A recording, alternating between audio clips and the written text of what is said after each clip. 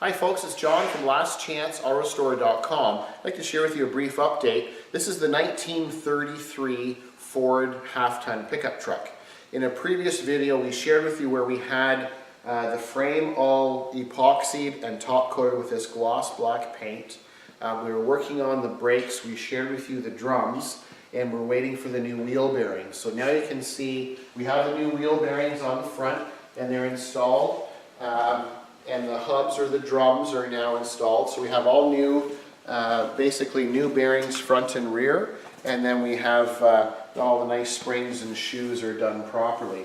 And then you'll notice down below we were talking about the wheels, and we have them powder coated now. So this is the correct yellow, and we have the brand new Firestone tires with the tubes. So now they're installed. So our next step, now that we have all the brakes done and everything is torqued properly, we're going to set the rims and tires on, and then we're going to remove this reconditioned frame from the rotisserie and get it back down on its wheels.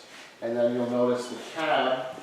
Last time you saw this cab, it was ready for paint, and this is the correct green, the factory correct green.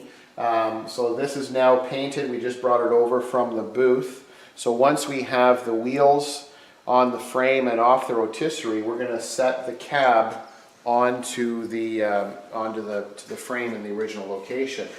And then later on what we'll do is we'll share with you a video. It's kind of crowded here because we have our portable crane ready to help us take the frame off the rotisserie. But once we have it on its wheels and the body on, we'll walk around the cab and I'll share with you a closer look. So this is a factory correct 1933 Ford green. And it's going to look quite a nice contrast, I think, when it all comes together. So I thank you for watching. I'm John from lastchanceautores.com.